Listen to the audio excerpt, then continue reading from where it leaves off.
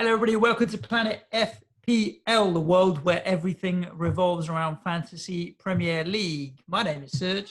And my name is James. James, why don't you repeat to the listeners what you said to me just before we started recording? I said to Suj, this is the happiest I've been prior to recording a podcast in ages, because I know at least for a change, we're not about to get our pants pulled down as soon as I start editing the podcast and it being out of date. That said, of course, we could find out at 5 o'clock this evening that the team's picked up COVID and games getting postponed or something. But we have just, to timestamp this, it's kind of just gone 1:30 UK time on Monday. We've just had confirmation in the last half hour or so that Aston Villa versus Tottenham is postponed for this coming Blank Gameweek 18, and it has been replaced with Tottenham and Fulham will kick off in the same time slot at Wednesday night. The game will be at Tottenham. So Tottenham still have a game this game week. Aston Villa now do not. Fulham obviously now do. Fulham, interestingly, obviously for those thinking of a wild card, if you're brave enough, Fulham play in 18 and now have a double in 19. It's only Tottenham, Chelsea and Manchester United if you want to get excited about it. But they do have a single fixture and now a double. For those who were planning to wildcard, this now becomes very tough. And the other reason it becomes very, very tough is we don't, at this stage, know the long-term impact of Aston Villa. So I think calling Aston Villa and Tottenham off was the right thing to do. To have forced Aston Villa's kids to have played Tottenham on Wednesday night would have brought into question the integrity of the league, in my opinion, considering Aston Villa obviously previously had a game with Newcastle postponed. Newcastle's kids weren't forced to play Villa, for example. So I think the game had to be postponed.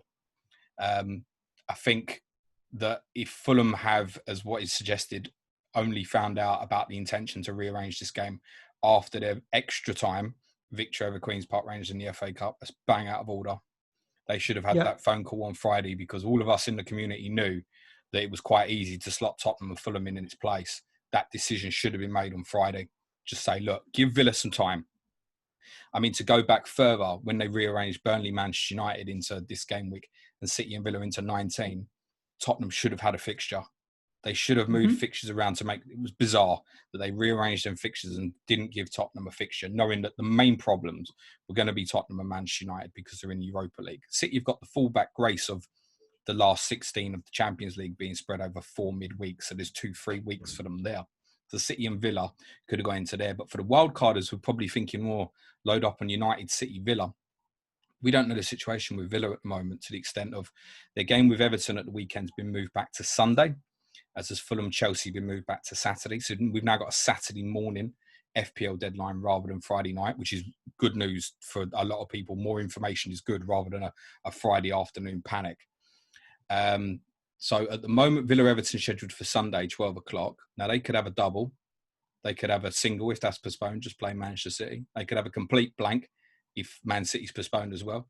Or they could even have a treble, because Villa and Newcastle could, in theory, be played on FA Cup fourth round weekend. I don't think, by the way, that that's likely at all. There's no need to rush to rearrange Villa versus Newcastle. I'm sure Sky would quite like to have it that weekend and compete against an FA Cup game. But I just think that it would be weird to rush that fixture at the moment. So I don't think it will be. But of course, Villa City is now 9 days away. We presume that Villa will have recovered by that point. But what if they don't? Then that means Man City don't have a double in game week 19. So the clue of whether Villa or Everton's off is going to be really important for 19 and perhaps bench boosters. But it doesn't really help people in their wild card now, because it might be wild carding into City and Villa having a single fixture in 19, and that's tough. And it probably shelves that as an idea. It's too risky, in my opinion, unless you look at alternatives. Like you can say, okay, fine, I'll have Tottenham against Fulham and Tottenham against Sheffield United, and then there's not too... Tottenham have got Brighton and West Brom in 2 of the 4 after that as well, so it's not too bad of a run. There's obviously Liverpool, Chelsea as well, but I think the idea of going heavy on City, United, Villa now looks really tough for wildcarders. I think those I almost feel sorry for are those who don't know what they're doing. So for me, this whole thing hasn't influenced my opinion in terms of free hitting, whether Tottenham had a game at Villa, had a game against Fulham, didn't have a game at all. I mean, no influence on the fact I would have had 2 or 3 players without a transfer going into this game week. So for me, it was always a free hit. But say like for yourself, I don't know if this has changed your strategy now, mate. Yeah, for sure. So I'm in a slightly different situation where the number of players that I had playing hasn't changed because I just had Son from Spurs coverage, and I didn't have any Villa players because I'd set up for game week 19. Most people that were going to free hit were taking what I'd call an all-in strategy in terms of City, United, Arsenal had the best fixtures, and then probably Newcastle. Or Wolves or Aston Everton, Villa, whatever your choice was. Yeah, Wolves, Everton and Aston Villa, Spurs were both quite 50-50 toss-ups. Like, where do you go? So a lot of people avoided picking players from either of those two squads just because you'd rather go all in on where you thought the victories were going to be. I think it helps free hitters now because Spurs definitely come into the mix. And now Spurs, Arsenal, United and City, you can make up a free hit team from those four clubs. That looks bang strong. And exactly, and bypass the rest. So for me now, I'm going to be free hitting because the coverage that I had wasn't enough. Otherwise, yeah. The irony is Lowton and Chris Wood is not good enough. It's not going to cut it in this free hit. It might do, but I say, yeah, I've got 5 or 6 players. Take Lowton, they don't count in my opinion. It's like I've got 4 big hitters. That's what I always say. It's not so much how many players have you got. Who are those players? You know, have you got Basuma, who's now suspended away to Man City? Did you even want that as a player anyway? What was your expectation? 1 point, 2 point? You know, does it matter? Was that a player that you really would have wanted? The irony is, if you go back a few weeks before we kind of knew what the fixture layout would be for this week, before we knew, obviously, we had Manchester United in this game week, the irony quite a while ago was, well, I don't think a lot of people had the opinion, well, I don't know if it's a good enough week to free hit him because how strong can your team be? And now you're looking, as you're saying, going, Arsenal, United, City, Tottenham have all got good fixtures and you can basically pick a team from them. Now, suddenly, if you compare that to what 29 might look like when people are thinking of free hit and you're going, there's no clue what it could look like. It could be that none of those teams, Liverpool, for example, none of them play in 29. And then what's the strength of the free hit in any case? I'd rather go with, if I was in that position, I'm kind of questioning now, free hit this week or free hit 29, I'd be looking at it and going, well, if I free hit in 29, how good is the potential players going to be? Would I be happier to go with 5 or 6 players in 29, or would I be happier to go with 5 or 6 players in this game week? If you're kind of sitting there, and it kind of, I think, like for you, it's edged towards, oh, this suddenly could be a big week. For me, even saying myself 2 weeks ago, kind of putting the value on the chip and saying, okay, well, if I make 8 transfers, what do I want out of them 8 transfers? Right, an extra 40 points or something? You're now looking at that free hit team and what it could be. And if those 4 teams perform very well, it could be absolutely massive. It really could be massive. The other big consideration for me was what happened at the weekend with the FA Cup. I think I'm right in saying of the 11 or so starters that I will have this free hit, maybe 2 or 3 might have played in the FA Cup. Everybody got rotated. Spurs rotated, United rotated, City rotated, although when I saw them 3-0 up after about 25 minutes, I was thinking someone's getting... Well, they took Diaz, Cancelo and De Bruyne all off at half-time, I think, didn't they? John Stones played the second 45 minutes. So a little bit like with Tottenham and a few everyone's others, had a bit of a rest, you know? To be honest, So, other than, obviously, Arsenal, a little bit. I mean, Arsenal made a number of changes, but there was people like Aubameyang played 120 minutes. But then it's Saturday to Thursday. It's a 5-day break. So that's not so much of a problem. Like you say, United rotated, Tottenham rotated, City rotated. So you feel in a position of strength in terms of likely. I mean, City's always a little, if you go for Sterling, Mahrez, Bernardo, Foden, any of them, you're certainly taking an element of risk like any other week. But yeah, generally speaking, you can go very strong with these teams. It doesn't mean you have to go in the all-in strategy, of course. You could have a Wolves defender, an Everton defender. You could have Callum Wilson against Ramsdale if you kind of want to hedge your bets, those kind of things. Of course you can, but those 4 teams now, I mean, if you ask for those 4 teams to have for a free hit your position they've got, you wouldn't have been far away from picking Burnley, Fulham, Brighton and Crystal Palace as opposition. Agreed. It's not bad. So I know what's going to be on the tips of the tongues of the listeners, and also when we get into some of the Twitter questions. what's your free hit? So how close are you to finalising your free hit squad? Well, I'm not, What does it look because like? this time yesterday I had two strategies. So one was no Tottenham, and one is obviously with Tottenham. For myself, if Tottenham had played Villa, and i.e. Villa's strongest team, then I was generally going to just avoid the fixture. No Grealish, no Son, no Kane, none of it. I think now it's Fulham at home. Kane and Son haven't played at the weekend, kind of re-emphasising what you're saying. You think, oh, I've got to have it. So it's now a case of trying to throw the Spurs guys in. So, I mean, for myself at the moment, and this is not confirmed, but I'd be looking something like Diaz, Stones, De Bruyne, Maguire, Wan-Bissaka, Fernandes, Lacazette, Saka, Leno, Kane and Son. I'd be looking at something United, like that. You said, sorry, Arsenal, you said Saka, Lacazette, Leno. Okay. Son and Kane, Tottenham, Diaz, Stones, De Bruyne, Maguire, Wan-Bissaka, Fernandes, United. Something like that, which would obviously be a 4-4-2. Now, even with that, there's players you're missing up. Look at Callum Wilson away to Sheffield United was always part of my plans. Those who've listened to a lot of the content in the last week, like Edison Cavani. What's put me off Edison Cavani a little bit is the fact that Martial and Rashford both got rest at the weekend, and Fernandes. So I think all four of them will play. I think probably Martial and Rashford will play wide, Cavani ahead of Fernandes, and they'll probably go 4-2-3-1, particularly if Pogba's doubtful, right? So it probably means something like Matic and Fred as the double pivot. But it's put me off enough, I think, to think, oh, I don't need to take that gamble as such. So I'm going to have a play around tonight with a few different things. I definitely want to have a look at a side that's treble city defensively. I need to consider if I want Bruno Fernandes in, because I spoke last week about his effective ownership being massive, over 100%. Essentially, if you have him in your team and you haven't got him captain in returns, it's really going to hurt. But I think obviously with the rescheduling of the Tottenham fixture now, majority of people have got Kane or Son, are probably going to captain Kane or Son now, I think. And obviously there'll be a number on De Bruyne. So originally thinking, that's a problem. I'm not so sure it is now. We might actually get quite a bit of a captaincy split between Fernandes, De Bruyne, Kane and Son, I think.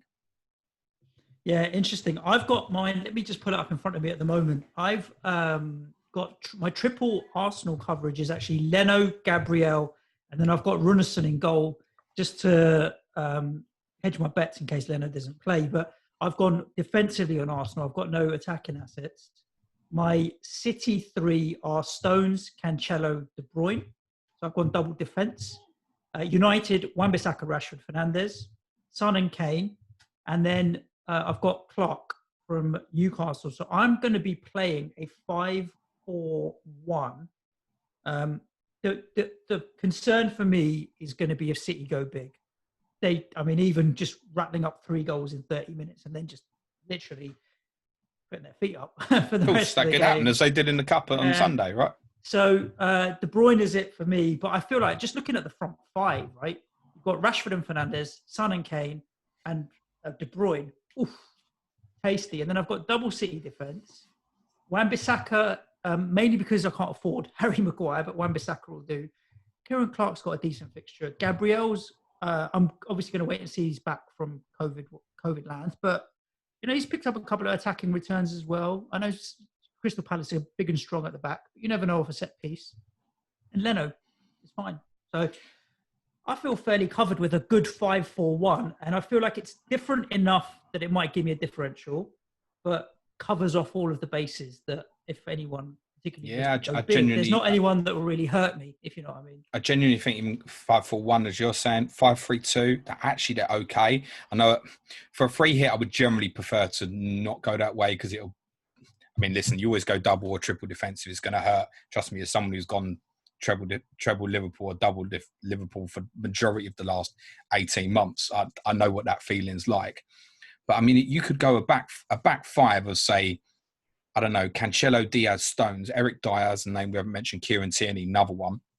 Those 5, you could go Son, Fernandes, Rashford in midfield, and then like Lacazette and Kane up front or something. Yeah. And it still looks massive. And all right, you haven't got De Bruyne in that team.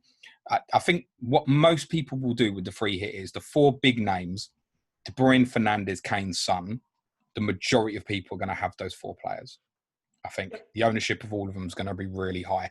So I think that's probably what most of us want to end up doing. I think that combination now makes, for example, people like, if people are thinking Aubameyang, it's really tough now to justify it. Raheem Sterling, another name, is going to be difficult. Again, Guardiola's comments at the weekend saying that he wasn't 100% fit, for me, ruled him out of my mind anyway. Even if Tottenham weren't playing, I was thinking, that's definitely going to lead me into double City defensive now. As FBL General said, Cancelo's an attacking player anyway. If you go with him, it's not even double massively. defence, it's two attacking. Yep. And the thing with Cancelo, I bought him at 5.5 million now. So the value doesn't come into play for me, that he's quite expensive now. So there is no reason. I'm probably going to lean for Diaz with Stones. There's a couple of reasons for that. Stones I bought at like 4.8, so I'd be loath to move that. Plus that million between sort of Stones Cancelo is going to be, I can use that elsewhere, right? Brighton have a major issue with defending set pieces, major. So the potential of a Diaz or Stones 14, 15 pointer is not beyond reason here. And as ever, there has to be a small amount of doubt with Cancelo because Walker's back, and Zinchenko actually in the couple of games he's played as in the Manchester derby, he's actually done all right. So there would be a small amount of doubt, I think, that it could be Walker and Zinchenko. But genuinely, there's no reason why Cancelo wouldn't play. He's playing too well, in my opinion, to leave him out. He's so good at the moment, really. And to be honest, he's probably leapt ahead of Kyle Walker from the right back position. Doesn't mean that he can't be rotated. You know what it's like with City. And Laporte's been ruled out. Now, Laporte's not been playing anyway, but it does strengthen my belief in Stones and Diaz should be an absolute lock. And I'm just not sure, because of Brighton set pieces, if it's worth taking the gamble, Cancelo. But as I said, I'm going to have a look tonight at all three of them and then not going De Bruyne and just seeing how I can work things. But I think I'll fall back to want to have him. And captaincy is now open to the extent that I was convinced I'd have to go Fernandes. And as I said, De Bruyne, Kane, Son, all fine. All welcome, yeah. 100%. I think the majority are probably going to go Kane now. I say the majority of people got Kane are going to go Kane, I think. Who are you thinking? Do you know what? Genuinely, I need to have a proper think about it because I was so set in my mind on going Bruno. I think I will possibly go for Harry Kane now. If you know, with this whole free hit, I feel a little bit Maverick, like the Maverick juice is flowing in me. You're going to go for all Blank Gameweek, are you? I won't own him, mate. Son, I think Son's a decent shout. Very low captaincy option percentage on him, and I think if he does deliver a goal and assist or what have you, then he can go. So yeah, I think Son is an interesting one to look at. One interesting thing about Fulham obviously playing this week is, in a roundabouts way, it could really help decide if I still bench boost or not next week. Because one of the things I noticed from, obviously they've had COVID. Obviously the Tottenham and Burnley games were previously postponed. We don't know which one of their players did or didn't have it. But one of the players who wasn't on show at QPR at the weekend, wasn't even a substitute, was Ademola Lookman, who's sitting in my squad. And hopefully with the fact they're now playing Tottenham beforehand, I should get some information on that. And genuinely, whether he's fit or not might decide whether I bench boost or not. Simple as a £5 million midfielder. I'll worry about 19 when this game week's finished. Thank you very much. They're coming thick and fast. Like, we're gonna have no turnaround time. It's good fun. I mean, it's a bit of a headache in terms of, for people like myself, Ian Parron, who does Sky, Ben Crellin. Obviously, there's a lot of what do you think? And listen, we'd all organise it better than the Premier League, because we'd have all scheduled Tottenham and Fulham to be Wednesday night last Friday. We'd have just said, just do it. Give Fulham the notice. It's bad that Fulham haven't had the notice.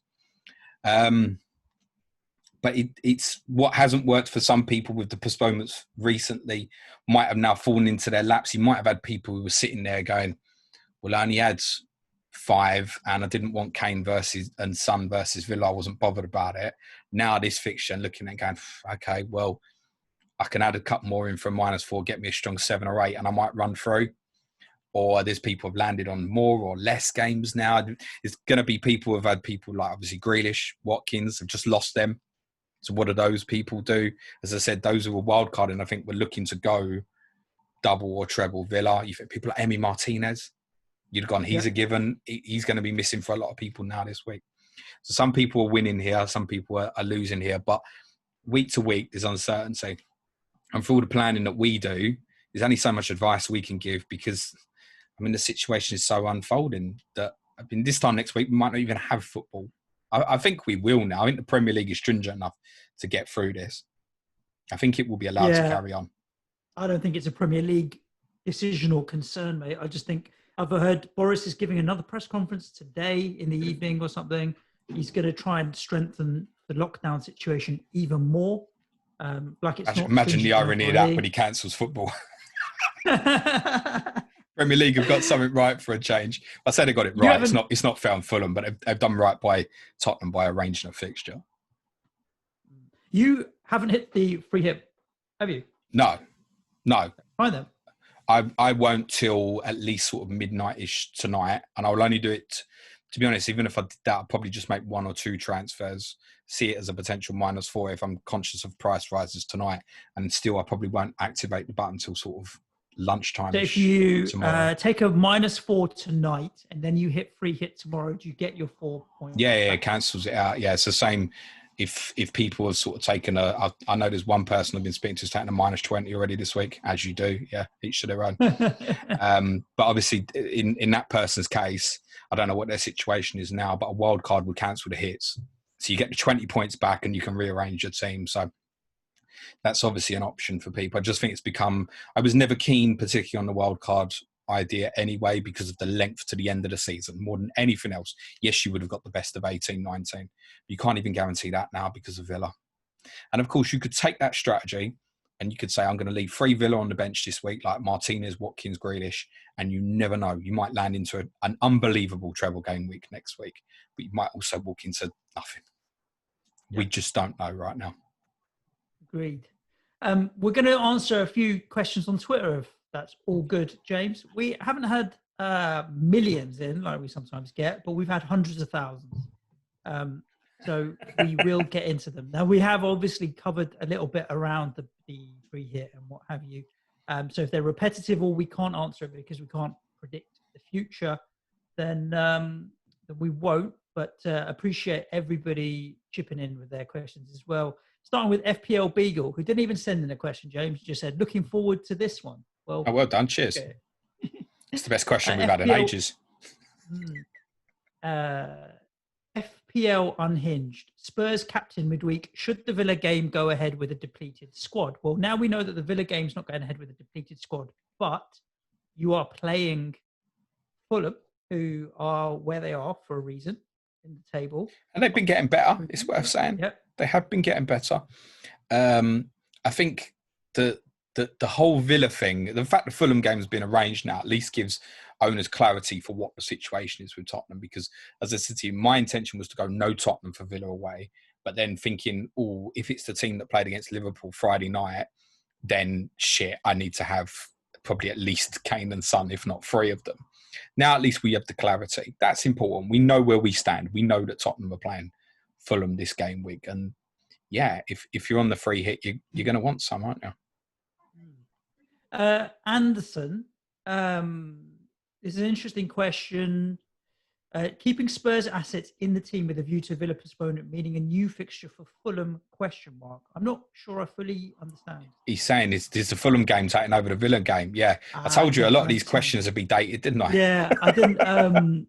I couldn't quite get my head around what they were saying. But Silent Bats asks a question. James, who do you own from Villa? No one at the moment, or anyone? I had no one anyway, and it wasn't an intention. Well.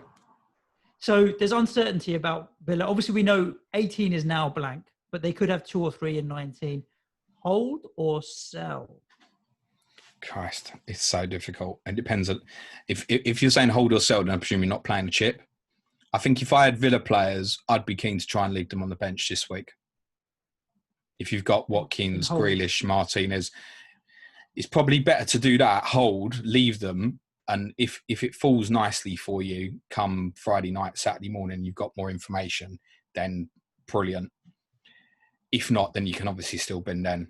You know, I think if you get the indication come Friday, we should know on Friday if Villa's training grounds reopened or not, I would say, or if it's going to on the Saturday. And at least then we can have a picture of the idea. The other, of course, problem with the holding the Villa assets, though, is a little bit like kind of what I said about the Ademola Lookman case. And I'm only speculating because he wasn't even on the bench against QPR at the weekend. I don't know if he has it, if he was rested, not a clue. But there's a fair old chance that we'll hear, right, Villa have still got 5 or 6 cases. Game is going ahead against Everton, but you won't know who they are. And that's the other terrible thing. If you're sitting there with Grealish and Martinez and Watkins, you think, I want a bench boost. Imagine if those 3 have got it, you bench boost with it. Yeah, horrible. Fucking awful. And I get that. People have my sympathy. From that perspective, it's just better off avoiding, isn't it? But I think in terms of hold or sell, you might find that you get some information on Friday that's really useful. So it's probably bench if you can. Yeah. So Mohammed Osama asks a question which I don't know where it's come from, James, but you might again shed more light. Should Leeds versus Southampton be moved into game week 18? Okay, well, that's definitely now not going to happen, and that was never going to happen. I say never going to happen. It won't. It won't happen could now. It have been, or would it have been? Okay, to make space. So Southampton and Shrewsbury in the FA Cup was postponed. We spoke about this little bit on our Patreon pod on Friday, I think. So one of the theories is at the moment that Southampton and Shrewsbury, the rearranged game, could be played in game week, the midweek of game week 19 when Southampton are due to play Leeds. I don't think that's going to happen. Shrewsbury's game at the weekend against Lincoln has already been postponed in the Football League. So, they're unlike the Premier League, they made plans. Oh, this is a problem in 5 days. Let's just call that off now. Great. So don't see how at the moment, knowing that Shrewsbury's going to offer the weekend, they can have confidence to rearrange Southampton and Shrewsbury into next week. I think one of 2 things will happen with that, and it's wrong, but the FA Cup 4th and 5th round draws are this evening. 7:10 p.m. is the 4th round draw, 7:23 is the 5th round draw. The 5th round draw is obviously going to be or versus or. But or. Yeah. Because we haven't even played yet, so we'll know our third. Well, in the case of potential 5th round ties. In the case of Southampton and Shrewsbury, yes, there will be in one draw there will be 10 possible outcomes or 10 teams involved in one particular draw. I think what will happen with that is if Southampton draw or could play a 4th or 5th rounds in the 4th or 5th round, a team that's in European competition, I think Shrewsbury will get thrown out. Southampton will get a bye. I think if Southampton and Shrewsbury avoid that possibility in the 4th or 5th round, then I think that fixture will take place most likely on 4th round weekend. That's the most likely thing I think will happen. Catch it up as quick as they can. Yeah, to be honest, and then they'd probably say Southampton keep progressing. I think they'd probably play their 4th round tie in the 5th round midweek, and then their 5th round tie on a Champions League night or something like that. But obviously for those sort of things to happen, they have to avoid European teams. And I think that's Shrewsbury's future in the competition probably hinges on that, which is completely wrong, by the way. It's completely unethical to make that decision. But I think they'll make a decision and go, well, generally you can't replay that game. So yes, it's possible that Southampton and Shrewsbury could go into 19. I don't think it will do. I think it's most likely to be played on FA Cup 4th round weekend, or Southampton will get a bye. I think that's the most likely thing. So I think Leeds and Southampton for their double in 19 should be okay, subject to further COVID cases.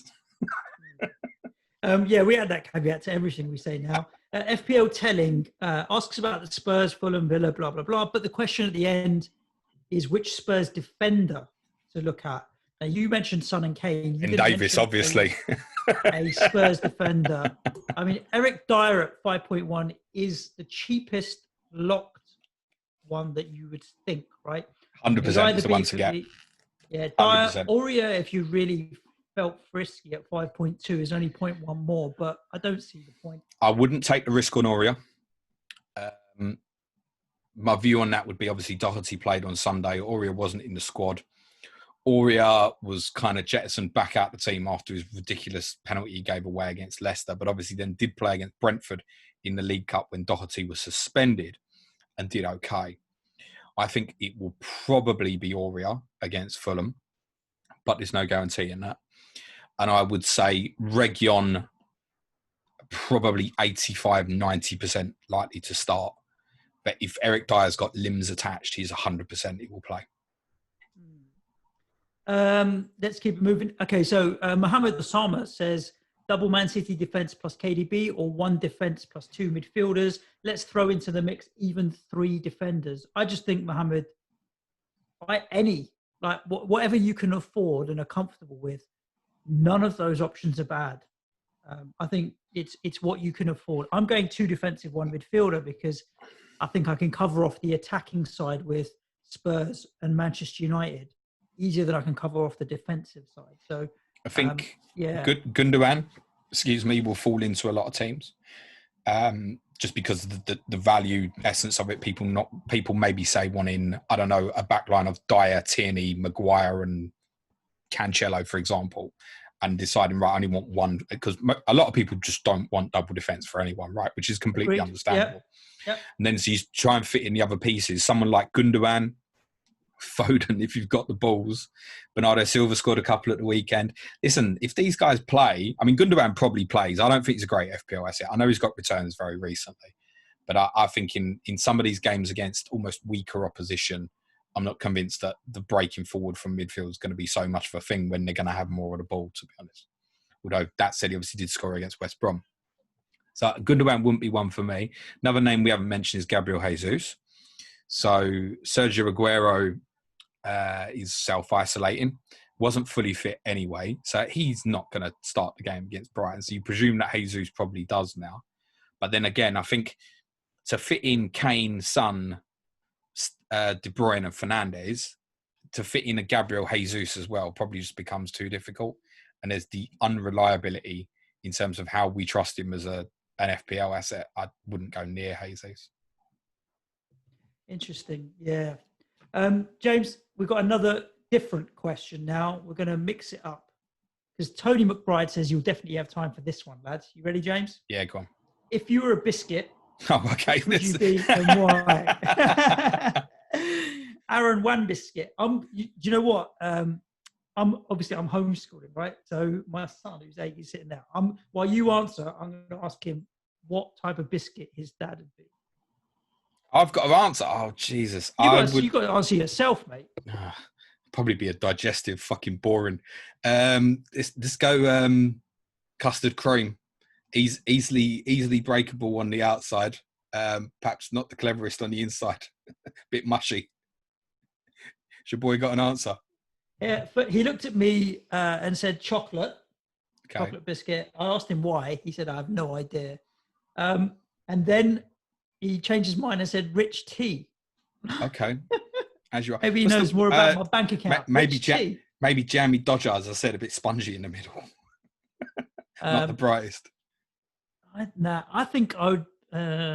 I'd be a cookie.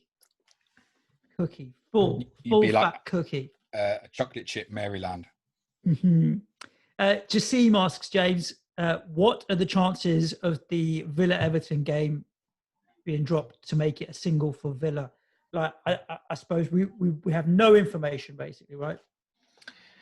Not at the moment. I would say that it's smart that they've moved it to 12. I mean, it was to facilitate TV, obviously. They've moved Fulham Chelsea from Friday to 5:30 Saturday. Means it doesn't clash with Villa Everton. The 12 o'clock Sunday slot was open. It also gives Villa an extra day to try and sort their house in order, right? And it still means that Chelsea, Villa still have 3-day breaks between their midweek and their weekend games. Makes sense. But it's all dependent on the training ground, isn't it? One of the things I looked into before the Villa game and Spurs was postponed was obviously the academy trains in the same place as the first team, but they don't come into contact. So what I wanted to investigate was to see if there was a bit of a double standards, and that might have happened with Newcastle, and if there was any reason why perhaps Newcastle's kids couldn't have played Villa when that game was postponed. So Newcastle's kids don't even train in the same place as Newcastle's first team. So Newcastle's kids could have played Villa back in game week 11 in theory with that in mind. And that's why Villa Tottenham had to be postponed. There's no way that Villa's kids could have been made to play Tottenham. So that's where it's an advantage being West Ham, because all of ours change in one porter cabin. So there's definitely a lot of our training ground. They got so much close contact. If your training ground gets it, you're definitely off, mate. A few other questions here. Some quickies. Timo on the Drogs for Game Week 18 free hitters. Are you prioritising the first 11, or are you going to have a strong bench if possible? I would want people, I mean, to fit in the 4 teams that we've spoken about a lot, you're not going to be sitting there with like Adama Traore on your bench and stuff like that. You're not going to be able to afford to. So the bench will probably, for me, comprise of cheap players that I think will play probably from Sheffield United and Newcastle. So people that we spoke about, like Kieran Clark, Fernandez, Ampadu, Brewster, Chris Basham, these kind of Guisa. guys. Rian Brewster, if it's 2 up front, is an obvious one. Another name to throw Guisa. in. Yeah, it could do. He was another one that missed the game at the weekend, though. So it might fall into that Lookman line where we don't really know where we're at. Another name to throw in that we haven't spoken about, who obviously could facilitate either in the first 11 or on a bench, who's great price, is Emil Smith-Rowe, who's 4.4 at Arsenal. On fire at the moment, mate. Brilliant. I mean, if I think for me, if I was struggling and it came to a choice of Saka or Smith-Rowe, if Smith-Rowe facilitates me better, I'll play him. Would be kind of how I'd look at it at the moment. Or if you just want the 2, what a brilliant first sub to have, for example. Yeah, it's not a bad shout. I mean, I had Runarsson and Anguissa as my reserve goalkeeper and 5th midfielder, swapping that out for Ramsdale, who I know is definitely going to play, and Smith-Rowe, who may play for basically exactly the same cost. Seems a much more sensible thing to do. Another couple of names, obviously a little bit more expensive, but if you're playing around with it and you end up with someone like Smith-Rowe and you're saying, obviously Roma Saiss at Wolves is interesting. Ait-Nouri, who's slightly cheaper, should play at left back. I presume Marcao is still out. Pedro Neves, 5.2, is probably on pens for Wolves. Everton's a difficult one to call because defensively now they're all fit. I think they might rotate. Luca Dean's back fit. But I think some of the other options, I'm not sure how free hitters could necessarily justify a Luca Dean pick at the moment against Wolves. You'd have to, if you really fancy it, great. But I think that's a difficult one when you can get to all the City guys at kind of 5 point something and below. FPL award. Each Premier League club names a 25-man squad at the start of the season, James. Correct. Which players who are not in the 25-man squad can still play in Premier League games? So say the entire 25-man squad is unavailable due to COVID. Who can and can't play? And I think you've mentioned before as well that there's certain players that don't need to be mentioned named in that 25-man squad if they're homegrown. Is that right? Yeah, and their age. When they were born, excuse me, it's like whatever their age was on September the 1st last year or something like that. I don't know officially, but I guess the case would be like, how old's Phil Foden? Was he 19? How old is he? 1920s? He's a kid. Well, he's someone, for example, who probably wouldn't be in Manchester City's 25-man squad, I'm guessing. He's also obviously homegrown because of his age. They don't need to add him into the squad. So if you take Alfie Devine, who obviously scored for Tottenham in the Cup at the weekend, he's obviously 16. He's not in Tottenham's 25-man squad. Of course he can. Yep. He can play for Tottenham in the Premier League. It's when you don't meet the homegrown criteria and you're over a certain age that you can't. So obviously, Mesut Ozil, who's trying to drum up all this excitement about what he's doing with his career. We all know you're going to fucking Fenerbahce, mate. Just get on with it. He obviously can't play in Premier League games because he's not homegrown. He's obviously over the age limit and he wasn't named in the 25-man squad. Carlos Valde, not an FPL question, but who'd be the top 6 and bottom 3 at the end of the season? And pick a player you would love to sign for your team next season. So bottom 3 were West Brom, Sheffield United, Gunners. I think Fulham are going to go as well. Top 6 is going to be the top 6 in my opinion. I think Villa might get in and Arsenal will drop out. But other than that, having said that, Leicester are doing well as well. Chelsea and Arsenal to miss out, Villa and Leicester to get in. Chelsea not in the top 6? Chelsea and Arsenal to miss out, Villa and Leicester to get in. Oh, you think Chelsea could finish top 6? Chelsea, I would bet now, will finish 4th or 5th. Yeah, I mean, 50% of that, James, is saying, yeah, Chelsea are good enough and they've got it, right? But Villa and Leicester are showing such good consistency all season that I'm like, well, I don't see them dropping off the pace necessarily. And you've seen Chelsea have a really bad run all of a sudden. So it's going to be tough. In terms of the top 6, I'd say the regular big 6, except at the moment you would fancy Leicester over Arsenal. which is, I think, is fair. Bottom three, at the moment, it's going to be close between Fulham, Brighton, and I wouldn't rule Newcastle out yet. But if you ask me to pin, I'd probably Fulham as well. I think they're the one team that can least cope with if they have bad injuries and stuff, would be a real problem for them. But they've found a way of playing now, which, as long as they've got these players fit like Lookman, Loftus-Cheek, and Guisa, Lamina, it's quite an interesting team with Caballero playing up front on his own. If they can keep that kind of group fit, and obviously really importantly the back four, which is doing all right now, then they've got a chance. Goalkeeper's quite good as well, Areola. They'll give themselves a chance, but I think their core of first 11 have to stay fit, whereas Brighton can probably miss 2 or 3 and it wouldn't matter so much, but they have to start winning games of football. I mean, even their cup game last night against Newport was a joke if you watched it. Ridiculous. Just completely sums Brighton up. Scored in the last minute to win the game. I saw countless people on Twitter saying, oh, Brighton won it last minute, I turned it off. Half hour later, they're wondering why the game's gone to penalties. Yeah, Newport equalised in the 96th minute. The keeper's basically thrown one in for Newport, but then saves 4 penalties in the shootout. But it took him to save 4 penalties because Brighton kept missing so many penalties as well. They made it through. I mean, it sums it up. They're a strange team, Brighton. FPL Suffolk Tractor. Do you prefer this season with all of its uncertainty and less predictable scores, or can't wait for normality to return? I can't wait to go back to football. As simple as that. Excuse me. I think I prefer a little bit of normality to return. If I'm honest with you, mate. Yes. Do we not all really want that? I mean, there isn't for someone who like me, who's obviously a bit of a planner and likes the strategy theory and all that kind of thing. The carnage, I quite enjoy it, but generally, it would be nice to just get back to knowing what's happening, people living their lives ordinarily, us eventually, once we get to that stage, going back to football. It's nearly a year now, mate. I want to go back to football. I also want to be able to go down the pub. Would be good. That's nearly been a year as well. Jimmy the Claret, double United attack or double United defence for the free hit? We can't score to save our lives at the moment, but looking very solid defensively. So which way would you lean? I'm going double attack with Rashford and Fernandes, primarily because obviously Rashford's price at 9.5 is very appealing. It's appealing, but then, like I said, to get Kane, Son, De Bruyne, Fernandes and Rashford in becomes quite difficult, which is why for me it'll probably be a double defensive plus the opposition, Burnley. I also think, to go back to what I said about Cavani, where he'd been in my thinking pretty much for 2 weeks to be in this free hit team. I'm now a bit nervous about it. I see Rashford potentially playing on the right, and I don't think that's quite a threat as if he's on the left.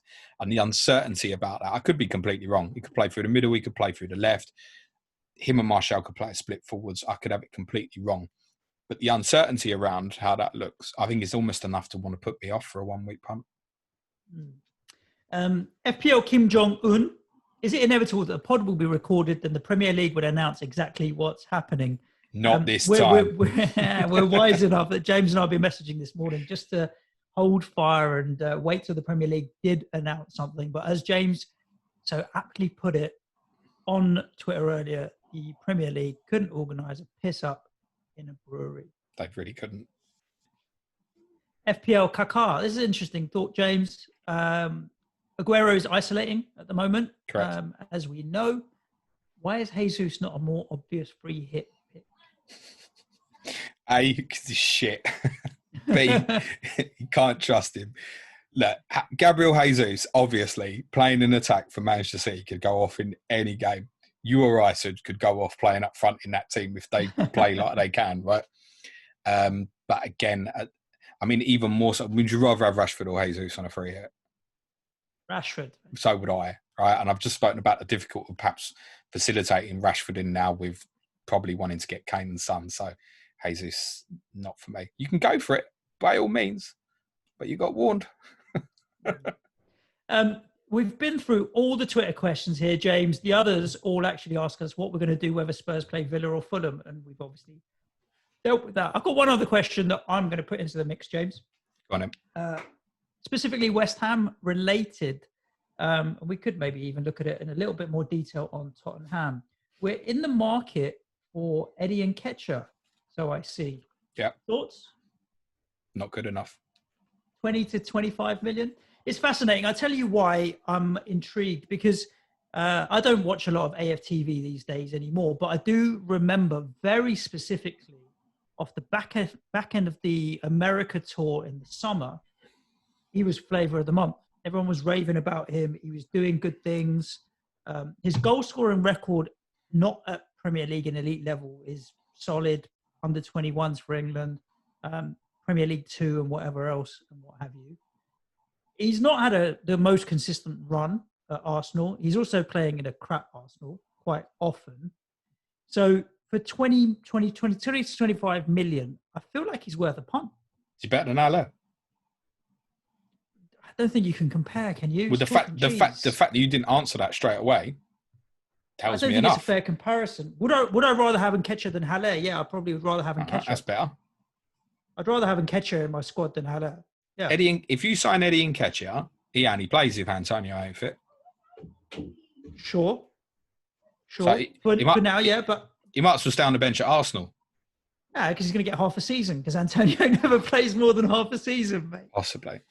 I think, look, he's a good player. He's young, and suddenly these guys can explode. It's like, to be all of us who watched Ryan Brewster for England under 17s a couple of years ago, none of us believed that he'd suddenly become a bad player or anything like that.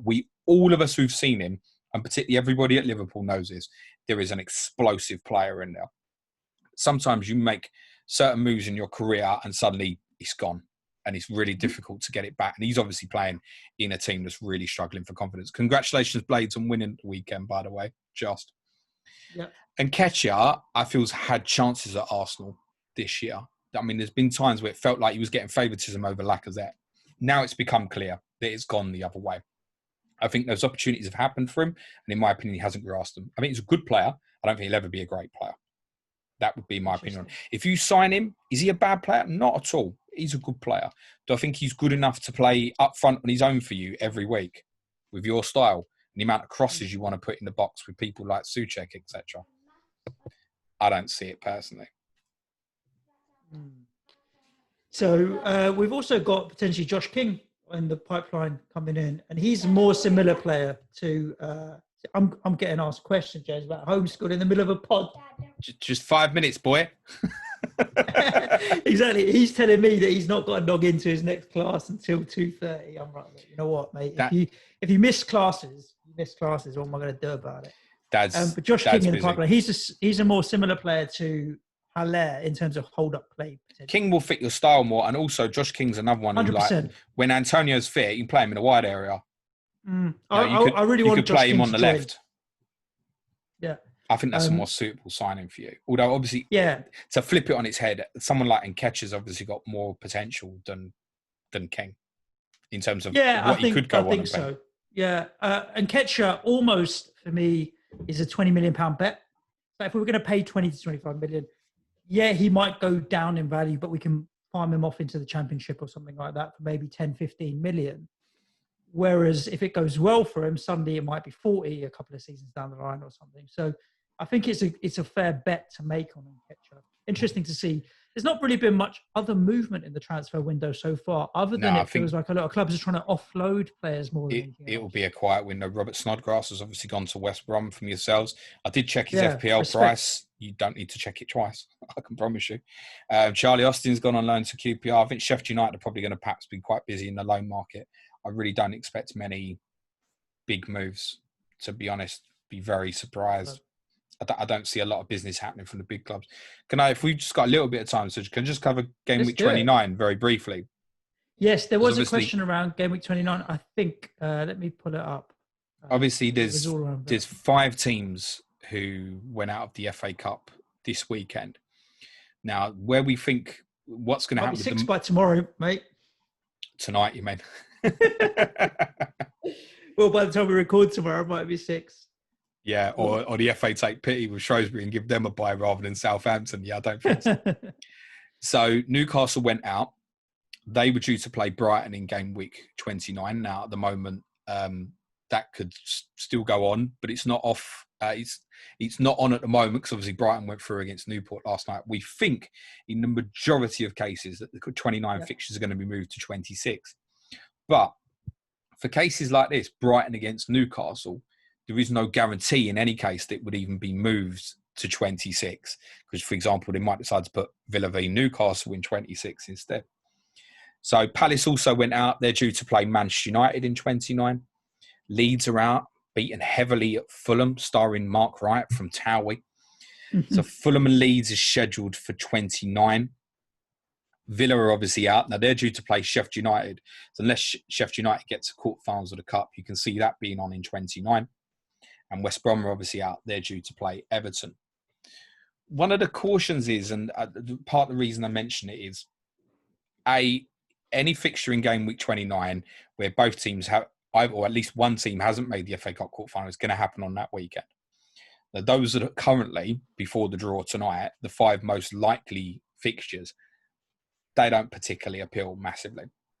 But I think it's also important to reference the idea now that there are teams that could play in 26 and have a double in 26 and still play in 29. So a perfect case of that would be Tottenham are scheduled to play Southampton themselves in the FA Cup on 29 FA Cup quarter-final weekend. Now, should Tottenham and Southampton both go out before the FA Cup quarter-finals, then that fixture is obviously going to happen in 29. But Spurs, I can tell you now, are going to have a double in game week 26. Because you've still got to catch up the other Fulham fixture that you're going to miss because of the the real. I mean, if you take Villa, for example, Villa could end up playing any one of about 4 teams as a second fixture in game week 26 as it stands currently.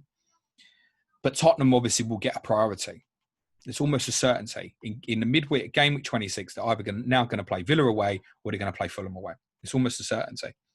So my point being is just a reference to that and understand in terms of the planning, i.e. particularly if you're on that second wild card now, teams like Tottenham, should they go out the cup, may help carry you through the double game week and the single. Because if Tottenham do play Southampton at home in 29, although it's a very difficult fixture because Saints are a good side, you're going to want your likes of Kane and Son on that game week, aren't you? You would obviously potentially want them for a double game week that would be Burnley at home and Fulham away as well.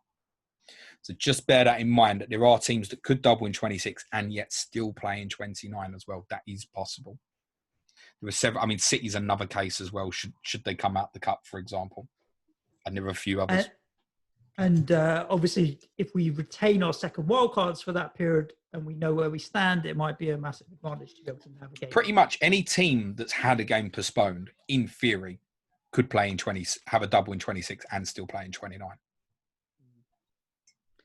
Interesting. There we go.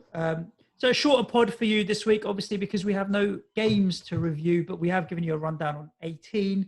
If you want to see our free hit squads before they go live, maybe we'll tweet them out tomorrow.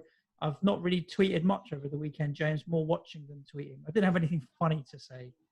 So I said nothing at all. Tomorrow, of course, James will be going live. Is it 4 p.m., mate? You're going to be going live? Stream tomorrow, 3:30. 3:30 p.m. for a deadline stream on Tuesday. That's Greenwich Mean Time or whatever we're in at the moment in London. Just an hour before the deadline. Other than that, nothing more to add, James, at the moment. No, good luck. The final message from me would be whatever you're doing, believe in your own strategy. There aren't rights and wrongs to repeat in terms of, should I free hit or shouldn't I, depending on how many players you've got. The big question you need to ask yourself is, what players have I got? That's the big question. And I think everybody's situation is going to be different. There is no such thing as you can't do that in this game. Play it your way. Indeed. And of course, with everything going on at the moment, you don't need us to reiterate it. You just see it with the football postponements. Please stay safe wherever you may be. And be nice to each other. Cue music, please, man child.